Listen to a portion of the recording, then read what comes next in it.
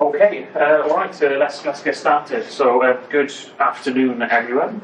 Thank you so much for coming. Welcome to, is it our first sort of research presentation and networking meeting of this academic year, I think? Yes. So, welcome to the first one of this academic year with the Space Research Centre. For those of you who don't know me, I'm Dr. Bleddyn Bowen. I'm an Associate Professor of Astropolitics and one of the co-directors at the Space Research Centre, and also housed within the School of Government and International Affairs. And also, if you don't know what SPARC is, we are a new multidisciplinary research centre focusing on outer space and directed by James Osborne, who was sat right there, right in the thick of it in the middle of the room, as is only correct, I think. So, a few things just before we get started. Now, there will be, I think, some tea and coffee towards the end of the presentation after Andrew's done speaking and done our Q&A, so don't panic. And you all know this building better than me, so I don't need to do the fire exit drill with you. And also, I'm very pleased to confirm that our Continuing Professional Development course, the Space Leadership Programme, is going to run again in June next year. We successfully ran it for the first time in September. So if you are interested yourselves, or particularly if your networks in government and industry are particularly interested in doing professional training in space, including policy, technology, science, engineering and business, please do let them know that we offer professional training here through SPARC. And also, our next meeting in this series of events is on the 11th of December, and we have Scott Mackey, my PhD student, giving us a talk on UK defence policy and military acquisitions. Okay, so enough of that. Now we can move on to the main course. We have Dr. Andrew Reeves, as many of you know who he is, so I won't spend much time on this, but he is an Associate Professor of Physics, and he specialises in free space optics, or laser communications, as I like to just call it. And he, of course, did his PhD at Durham, then left to enter work at DLR in Germany as well, but he's now come back since 2024, the prodigal son, if you will. So, without much further ado, I will hand things over to Andrew. Thank you very much. Thank you, Bleddyn. No pressure there. So, as Bleddyn mentioned, I did my PhD here in the Centre for Advanced Instrumentation, working on adaptive optics systems for astronomy, so trying to get clearer images of galaxies, stars, distant planets. And then in around 2017, I decided to move more into space technology, so I went to DLR, and I was there for 7 years, where I eventually ended up leading a research group investigating similar stuff in optical communications to try and have clear, stable links between ground and space with laser beams.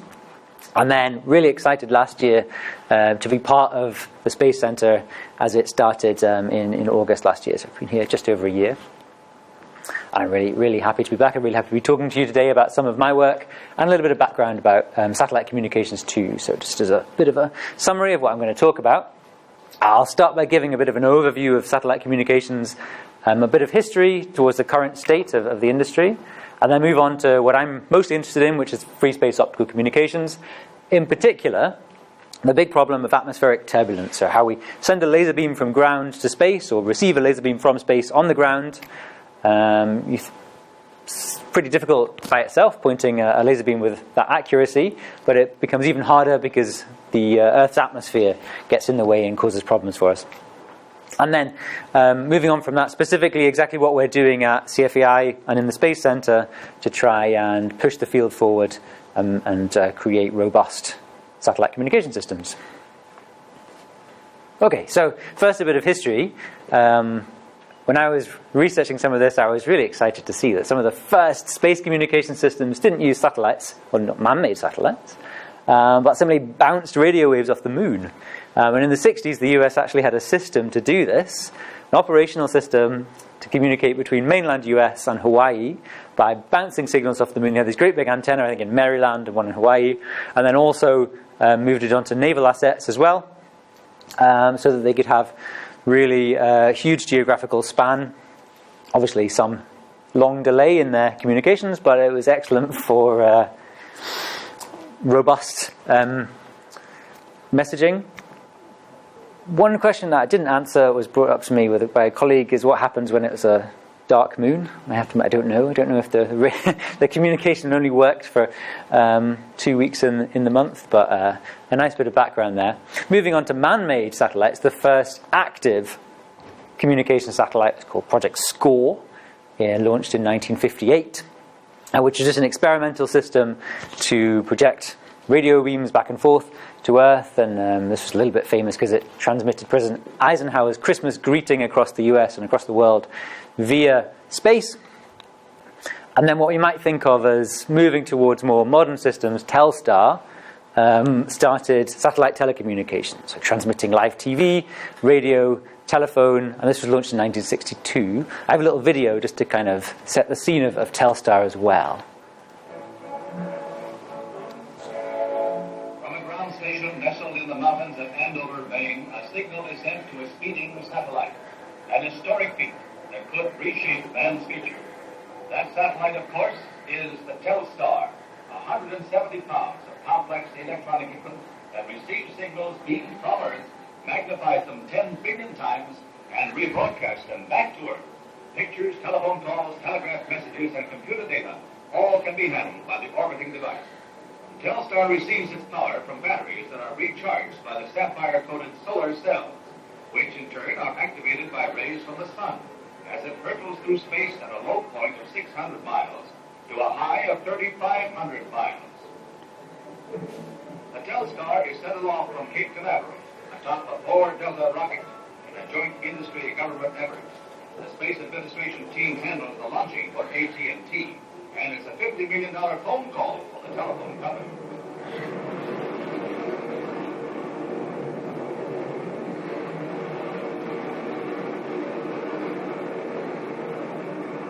Future plans call for the orbiting of 20 to 25 satellites like the Telstar.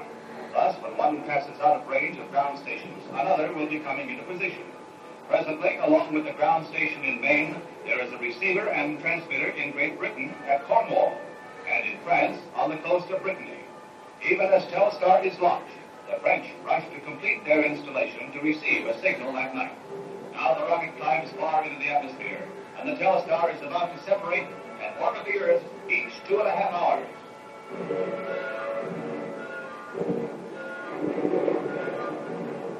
Starting with the 6th orbit and through the 9th, the Telstar is in range of both the U.S. and European stations, and pictures are received clearly in France, with somewhat lesser success in Britain on this first test.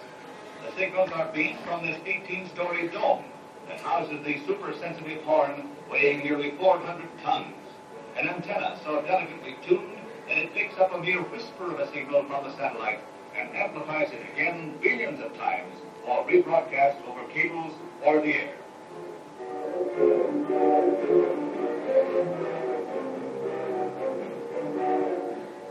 Now comes the historic moment, a moment compared in significance with the first message sent over the telegraph. This is the first picture transmitted to outer space and received back again on Earth. Scenes of the dome at Andover are flashed across the sea, and man marks another milestone in this age of scientific miracles. USA. Brilliant. So I really like that Telstar. So thank you for sitting through that minute or two of archive footage. I like it because Telstar already starts to set the scene for a lot of modern satellite communication. It's very emotional. We see some technical things, like one of the first missions to use solar panels to keep itself powered. It didn't just run on a single battery. And also you mentioned there about AT&T being involved, of course, big telecommunications conglomerate in the US. So commercialization involved almost from the start. And in many of the space industries, they're really supported by government, and of course, communications has a strong impetus from governments, a strong backbone for governments willing to secure government communication and defense communication. But there's almost always been a big drive from commercial players as well to push space telecommunications. Telstar, when they were further Telstars, as were indicated there, Telstar 1, interestingly, was meant to last for some years. In the end, it lasted 7 months. Another indication of its age it was in. It failed after some of the US's space nukes tests wiped it out from EM radiation. So, you can tell the age Telstar's in, both from how it started and how it ended. Quite quickly, we have Intelsat 1 launched, which is one of the first commercial communication satellites, so now entirely commercial mission. In 1974, these missions were communicating with big ground stations, but now we have experimental direct broadcast, and that means we're sending signals direct to people's homes. And this is kind of, you start to see the advent of Sky TV, satellite dishes on people's homes. That was an experiment. The Soviets actually got there first for an operational direct broadcast system. And then we move, again, a further step forward. TDRS-1 is the tracking and data relay service. And now instead of the idea that each satellite must have its own communications equipment, this acts as a relay for other satellites. So if you have really high precision Earth monitoring, you don't want to waste a lot of mass or energy budget on a communication system to talk to Earth. It acts as a relay. So other satellites can send their data to TDRS-1 and it will beam it back down to Earth. The ATCS, it's Advanced Technology Communication System, is the first time we're doing IP networking. So this is now really what we think of as modern communications. We're no longer sending analog signals, but generic TCP IP networking up to nearly gigabits, so relatively fast. But it's now generic data that we're transmitting. Oops. Give the game away a bit there. Iridium, you might have heard of already, is one of the first attempts at a constellation. Multiple communication satellites in low Earth orbit that communicate directly to clients to try and have an always-on communication system for anywhere in the world. Sadly, not quite as commercially successful, so it kind of faded a little bit into the 2000s.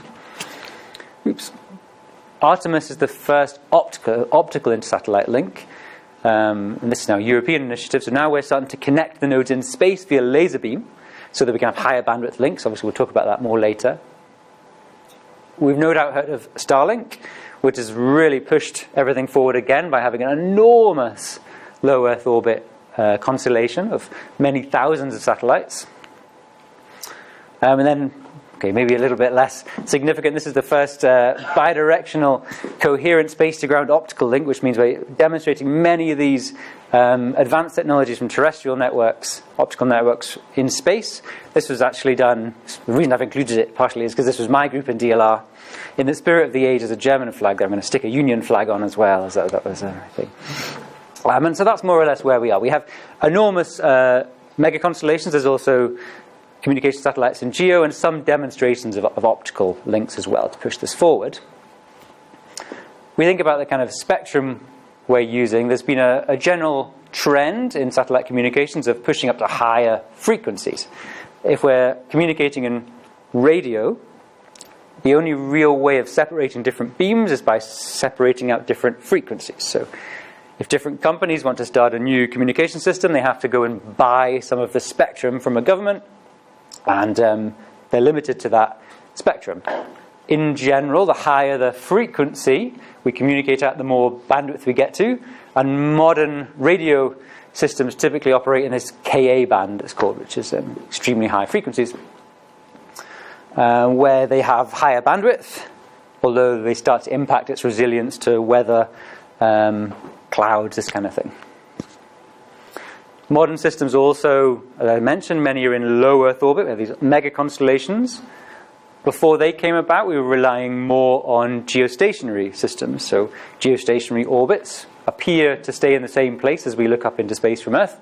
They're convenient because we don't have to track them. They stay in the same place, and they have a big footprint on Earth. So you can cover the whole of Earth with around 3 geosatellites. LEO constellations, you need many thousands, but each one can be quite inexpensive, lightweight, so there's no single point of failure, as in the GEO systems. And now we see commercial satellite communications in both GEO and LEO. So in GEO we have Viasat, a company called HughesNet in the US. In LEO, Starlink, many people know about, OneWeb. Amazon Kuiper are going to be launching soon, and others are coming fast as well. And many of these you can actually go online and broadband comparison sites and buy a connection to satellite internet.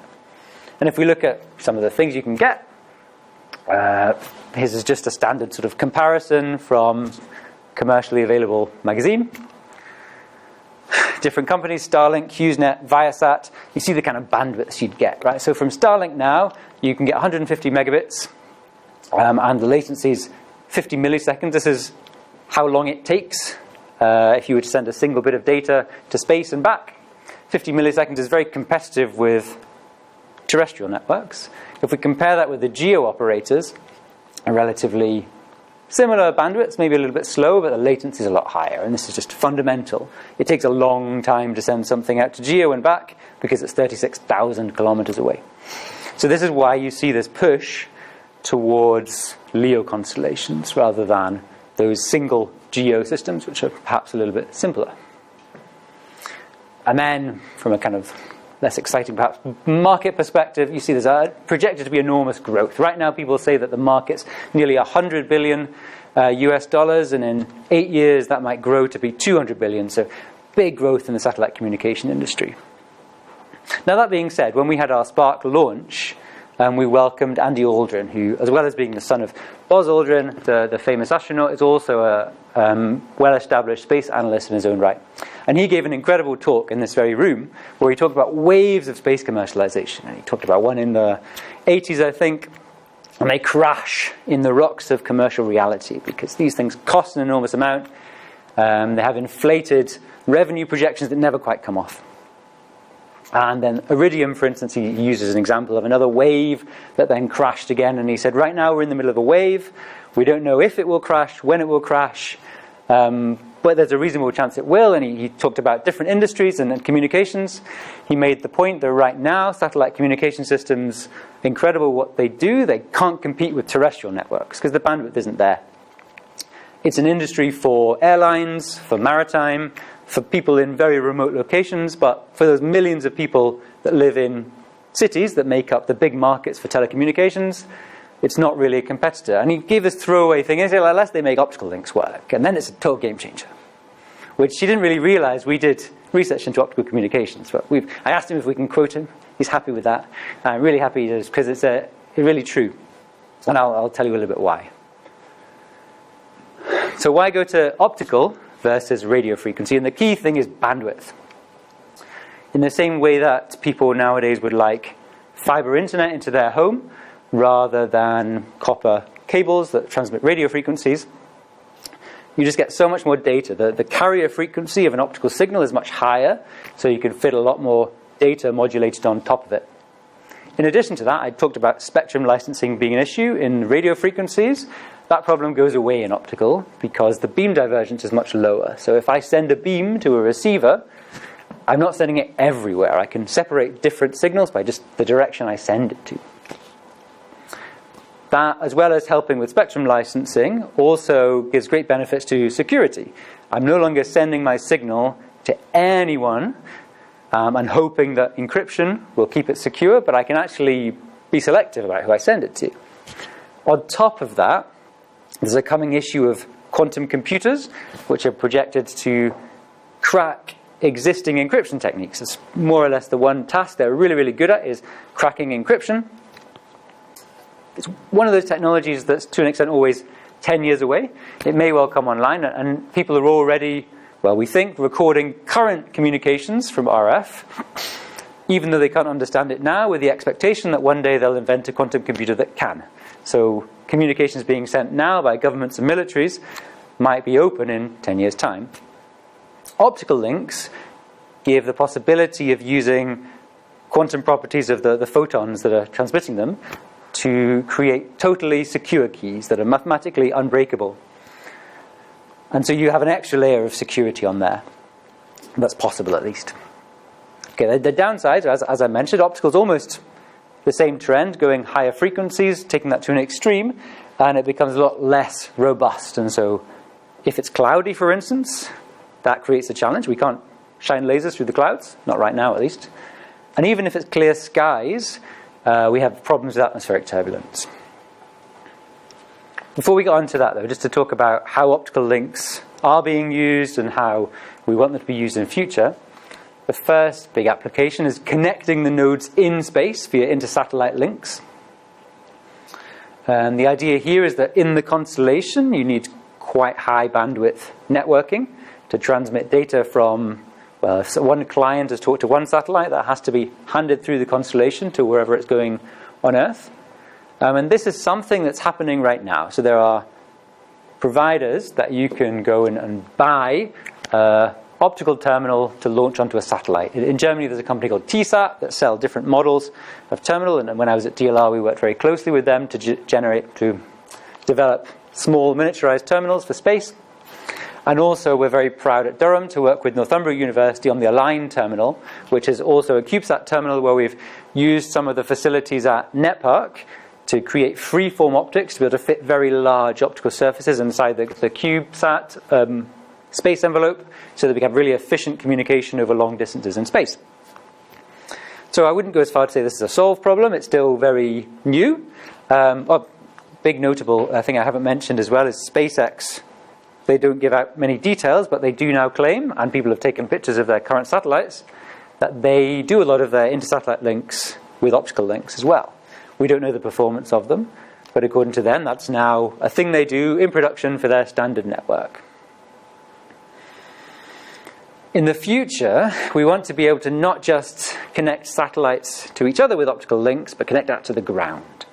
So one of the key applications here is for these big satellite constellations having so-called feeder link, where much of the data, so we still use radio frequencies to speak with clients. So on my phone or my house, I would have an antenna that used a radio link to talk with the satellite constellation. But all of that data, all the constellation's networking, would be grounded to Earth in a handful of optical links. And the optical links can support many terabits, which is more or less the throughput of these big constellations. So you don't need many optical links to support many thousands or tens of thousands of clients with RF links. And this frees up all that spectrum to be used for more clients, and it gives you potential to have even higher bandwidth to the constellation itself and support more clients. I mentioned clouds being an issue here, and it's clearly not acceptable that every time a cloud comes across the ground station that the whole internet goes down. So the idea here is that you'd have a network of ground stations where you choose them such that there's a good enough probability that one will always be cloud-free. And in Europe, there are studies done that show we need about 11 if we choose them carefully so that we're cloud-free based on the last 10, 20 years of cloud statistics around the continent. And looking at the correlations with different points, this kind of thing. So this is the kind of thing that we can imagine Viasat. We're working with Viasat a little bit to try and add optical links into their existing geostationary communication satellites, but also even there is rumors that SpaceX as well have looked at this to add capacity to their networks. Another use case is simply downloading data direct from Earth imaging satellites or remote sensing satellites to Earth. We can create incredibly high precision instruments to go on board satellites now, but sometimes it's limited not by the instrument, but by how much data we can download. Especially as a low Earth orbit satellite will orbit very quickly. Maybe we only see it from a point on ground for about 10 minutes. So we want to be able to download as much data in that time as possible onto the Earth. And optical links help there. And then I mentioned quantum key distribution. Here the idea is that we're sharing the key via an optical link using properties of photons and quantum entanglement. And by measuring carefully the statistics of the received beams, we can see if someone's eavesdropped on the link. So you can share a key that you know is secure, assuming no one's eavesdropped on it. Oh, you know about that.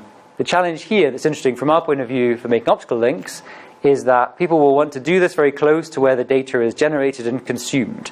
There's no point having a totally theoretically secure link if you have to send that data via an unsecure link to somewhere to send it securely.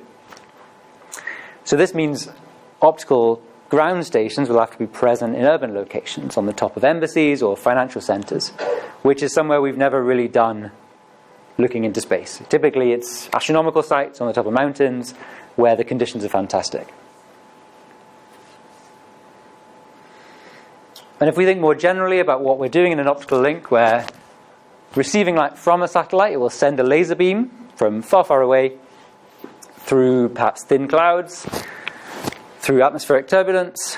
We receive it from a big telescope, which we call an optical ground station.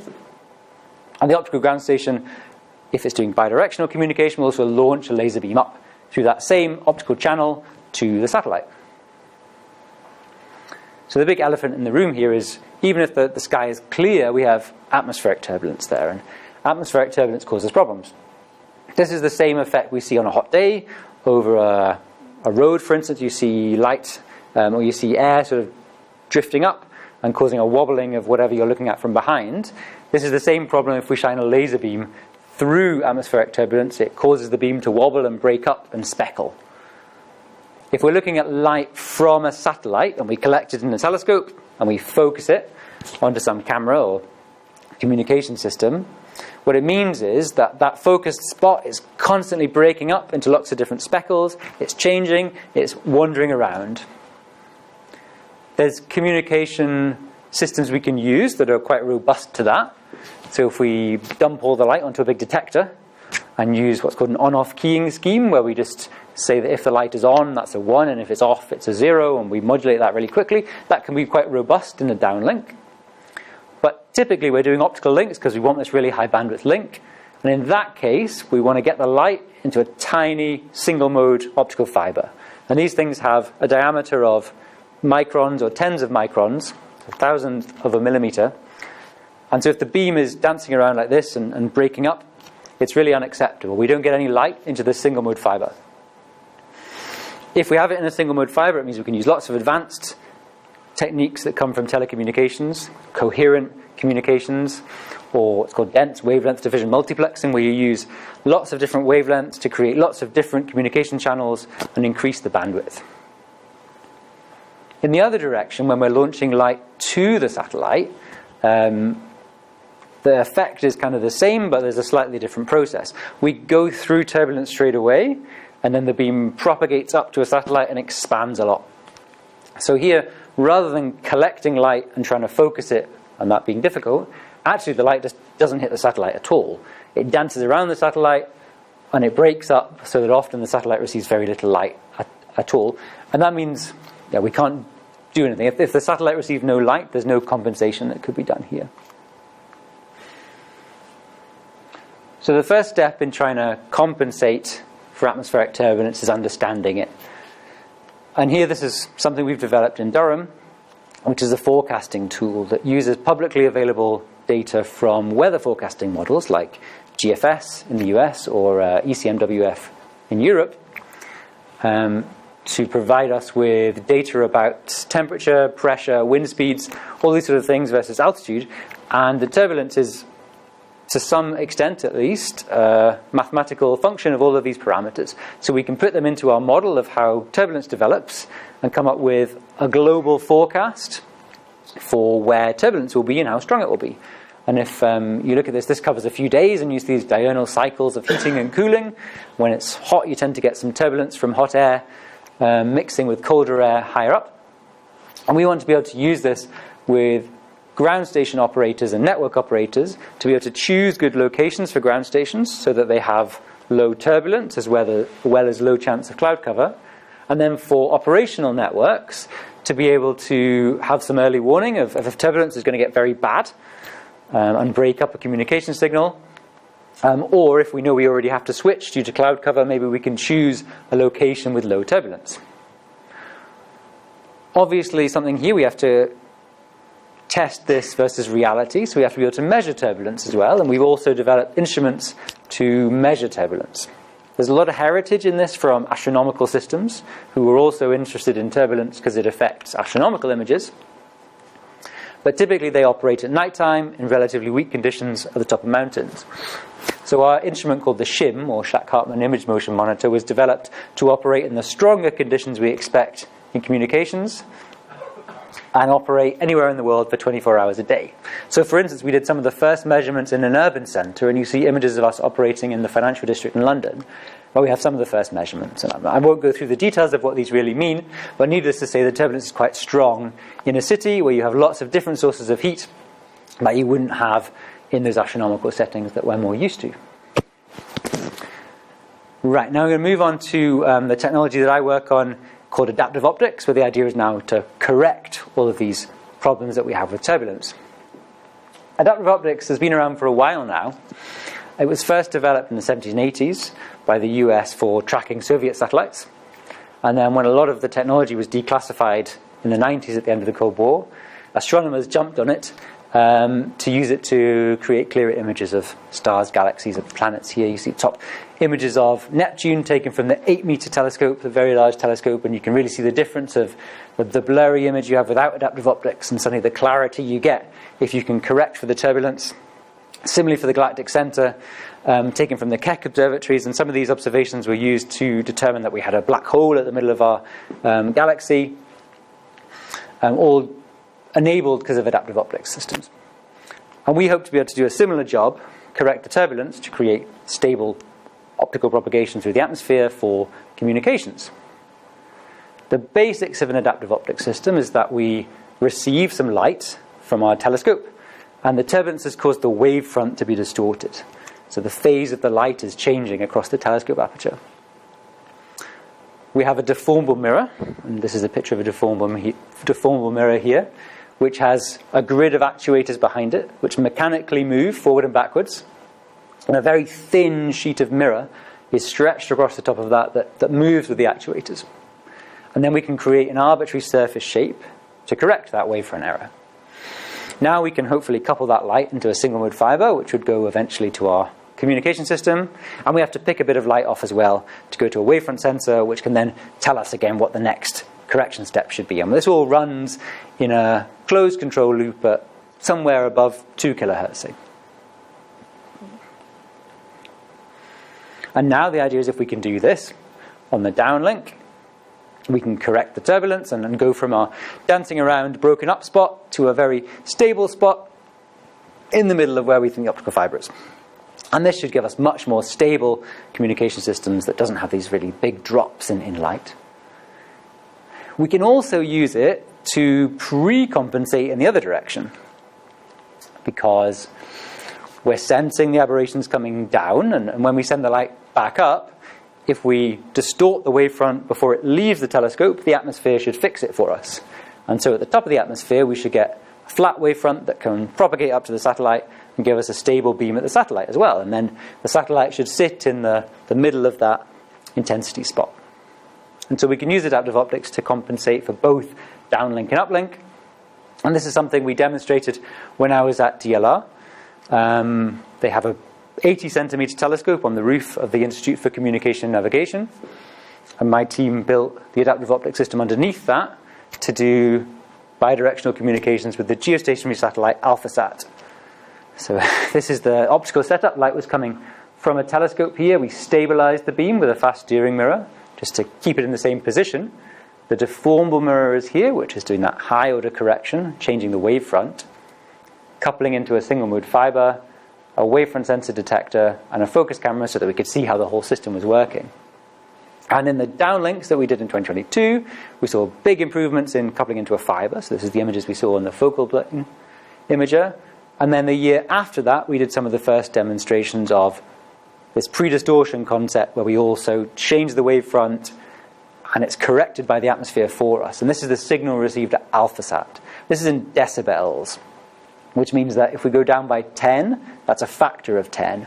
So from 80 to minus 140 is a factor of 10,000, these drops. So without the pre-distortion, you have enormous drops in the signal that a communication system just can't cope with, really. With the pre-distortion, we had higher signal at the satellite and far fewer of those fades, and when they occurred, they were a lot less deep. So this still isn't perfect. We'd like it to be better, but it enables the next steps to create robust bidirectional links. And now on to a little bit about what we're doing here at CFEI now. One problem we face is that the turbulence can be really strong in communication scenarios. Typically in astronomy, you look close to zenith, so straight up, or around that direction, and you look at night, and you do it from the top of mountains where the turbulence is relatively weak. In communications, we have to work potentially in urban centres for QKD. We have to work 24 hours a day, which might be the hottest parts of the day, where the turbulence is really, really strong. And what we've found is that the light goes into a different regime. Many of the assumptions we assumed for astronomy break down when you've gone through this strong turbulence and the light's propagated for some distance. In particular, that wavefront that we're correcting with the deformable mirror, we used to assume it could always be seen as a continuous surface, but after strong turbulence you get strange effects where you have cliff edges because it's discontinuous and you can't fix it by unwrapping it at all. It's real and it's there. And this is the performance of the standard wavefront sensor versus the strength of the turbulence. And I won't go into the details of this, but it drops significantly as the turbulence gets stronger. And this has been known about for a while, but no one can really fix it. We're looking at ways that we could use machine learning techniques, and rather than try and sense the phase, we sense the electric field directly. And this means that we don't have problems with these branch points anymore, that there's discontinuities in the phase function because the two parts of the electric field are still continuous. We've had some promising results so far. We're pushing on with this. So this is showing the performance versus turbulence strength again. This time turbulence strength gets stronger as this number gets lower. And the orange curve is our new machine learning technique. And the blue curve here is the state of the art. And you see we're significantly above that and able to detect these strong turbulence effects to give us a bit of a boost in performance. And not only that, we're doing it without the need for a physical wavefront sensor. We're using the acquisition camera on board our communication system. So we just input these called point spread functions. So see, these are the images of the light from the satellite, not having to use a dedicated wavefront sensor system. So we're hoping if we progress this, we can improve the performance, but also improve the robustness of the system and get rid of unneeded devices. The other thing we're interested in is improving this uplink. I mentioned before that by applying the pre-distortion, we automatically correct the uplink direction as well, and that's more or less true. The problem is when we're sending light to a satellite, the round trip time of the light means we have to send it slightly ahead of the satellite. So there's a slight angle of the uplink signal with respect to the downlink signal, and we call that the point-ahead angle. It's pretty small. For geostationary links, it's about 18 microradians. For low Earth orbit links, it's about 50 microradians, depending on where the LEO satellite is. But it means that you have a small error between the uplink and the downlink. We're looking at ways we can optimize this, and one way is borrowing again from astronomy. So astronomers use laser guide stars to put references over very faint objects where they wouldn't be able to use it as a reference. And we can also use a laser guide star to put it in the direction of the uplink signal. There's more challenges in communications because we have to go faster, again work in stronger conditions, and we also have a different driver in that whereas astronomers perhaps only will have a few systems, they can afford to really spend almost a lot of money to get a very bespoke prototype system that's the best in class. Here we're looking more at generating tens or hundreds of systems, so the cost becomes a real driver. And it turns out these orange lasers are very, very expensive. They're used in astronomy. We're seeing if we can use more standard industrial lasers to use different types of laser guide stars and do this on a basis that could actually work in a big constellation of ground stations. And in general, we're looking at how we can turn these really big, cumbersome instruments into a more compact, generic, robust box that calibrates itself automatically, that has standard interfaces, and could be fitted to almost any telescope to turn it into a ground station. Okay, that's me more or less finished with the technical stuff. I'm just going to leave with the last plug for the Light Years program, which is an incredible art program in County Durham at the moment, and show you just a short video about it and how we're working with Light Years. I'm a light artist. We're down here at the Durham Miners Gala, and we're part of the Light Years project. I was born in 1967, and a few months later, the first Sputnik was launched. And this started off the space race. By the time I was 11, it was Apollo 11 landing on the moon. So I've been part of that kind of generation that's grown up with space.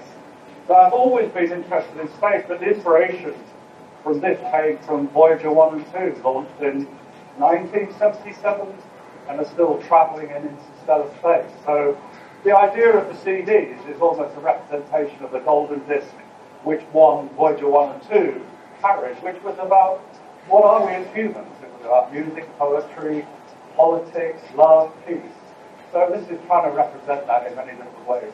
So I discovered only today, actually, that we can digitally record all these messages and then using a laser, fire them into space. So they really will travel, which is lovely. We didn't really plan that, so this is one of the bonuses of talking to the boffins at the university, is that these things are now possible. So I went to this was at the Miners' Gala, and one of the artworks was a huge spaceship. It was really cool, and they had a bunch of blank CDs that kids could draw, scribble on, and put them on the spaceship. And my 2-year-old was scribbling. I was there in dad mode, and one of the artists came up to me and said, "Oh, do you know scientists at Durham are going to digitize all of these, send them to space on a laser beam?" And I said, "Am I? I didn't know that." And it turns out the guy who runs Light Years is Durham University, called Jed Matthews, and he'd come up with the idea in the morning that we were going to do it, which, after getting over the shock, I realised it's a great idea. So this is going to be one of our first applications that we're going to use when we've developed our prototype optical communications terminal. SPARC are having a summit, a research summit, where we want to bring together researchers from different aspects of the space industry towards probably the start or the middle of next year. We want to be able to do this demonstration and digitize those images and send them to space on our prototype laser communication terminal, just as the artist said. So stay tuned for that as well. And thank you very much.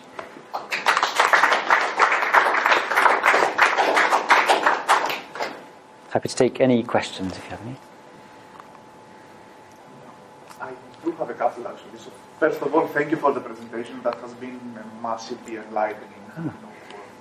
For a couple of things. And I wanted to ask, so something you said on the North Star that you are sending, so this laser beam that has this star, this one, the laser guide star, is that something that goes, let's say, the laser beam, does it end in the sky, or is it on a target? It's standing on a target, you can hold it on a target. So this orange technology, we are sending an orange beam, is a very specific sodium laser line. Okay. So it's a very specific wavelength. And the idea of that is you illuminate some molecules in the atmosphere about 90 kilometers up, and they're left there from meteors ablating off the Earth. And if you get it exactly right, with the right laser line width, then you can almost create a laser cavity there, and they fluoresce and send light back. And so that's what the point of this orange laser is. And then you have some complexity, because if you pump that with too much power, you start to saturate those molecules. So then you introduce a sideband to that to then kind of get them out of that state and get them back into a useful state. And this is why it starts to get very, very expensive.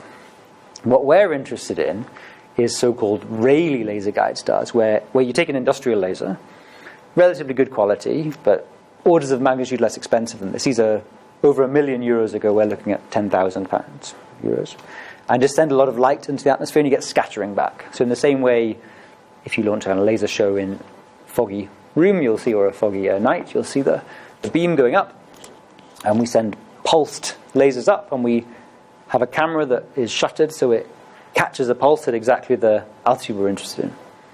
And so the laser technology is a lot cheaper. There's other complexities. It's less high, because typically you can only see the scattering up to about 15 kilometers. So you have a little bit less performance. But we published a paper just over the summer that showed that although the average performance is a bit degraded with this different laser system, the kind of worst case performance is a little bit better. So if you look at the 99.9% performance, that gets better, because you're isolating the strong turbulence to the ground rather than seeing this full cone of turbulence. I do have a follow-up. Yeah, go ahead. Yeah, I wanted to ask, so is it possible, so one of those laser beams that you are sending, one of those beams that could be shown on a spacecraft, in the same way that with the laser pointer that you are holding, that you are pointing into somewhere and then you see the laser, on it. Mm-hmm. Could in theory have it on a spacecraft, like pointing at the spacecraft, and then having the laser beam shown on the spacecraft? To illuminate the spacecraft, the beam will be very large So at the orbit of the spacecraft. Just because of diffraction of light, it will be hundreds of meters, if not kilometers, across at the altitude of the spacecraft. So you could probably illuminate the spacecraft, but you can't really use a laser pointer and have centimeter precision. Some people are trying to, interestingly, fire really high-power lasers to deorbit satellites, push them out of orbits, because there's a slight pressure from the photons hitting the satellite. And we know there are groups in Australia doing that to try and move the orbits of satellites with the power of light. I don't know if they've been successful yet. The Chinese are able to dazzle spy satellites with Okay. lasers. So optical spy satellites, the Americans and French are complaining the Chinese are lasing them from the ground. Right. Yeah, it's certainly when you do because obviously we care a lot about safety with these. When you do laser safety calculations, these things aren't eye safe till like the ISS. I haven't got an idea for collaboration there, but thank you for doing it. Oh, I'm sure there'll be something. Cool. Yes, Matt, please. So have you looked at kind of cislunar comms orbits at all? And do you No. think that's just essentially the same problem that works, or do you think maybe there's like extra challenges? I've not thought about it too much. You mean So like Artemis and things in the next 10 years, people on the moon and all that, again, comms links, optical Yeah, links to the it's moon. not obvious to me it's harder. I think it's the same problem. Probably less. I won't move as quickly as Leo. So it's probably... I mean, obviously things like the power has to go up necessarily because it's further away. But I don't see that the pointing and tracking requirements or anything like that are too much harder, too much more stringent. Big lasers. I think somebody did links, and NASA might have done links with Psyche, which is very far away, deep space. So there have been links done with deep space objects. It's possible. Great. That's it. Oh, yes, please. What about a chain of links? Like if you're linking into satellites, would you be able to... So you communicate with, say, Geo, and then it communicates with Luna. You could, yeah. And that might be better than doing it from Earth, because then the Geo stays in the same place from Earth. So could well be a good solution. The only challenge is that at Geo, typically, you've got quite a limited power budget, so you can't launch too much power.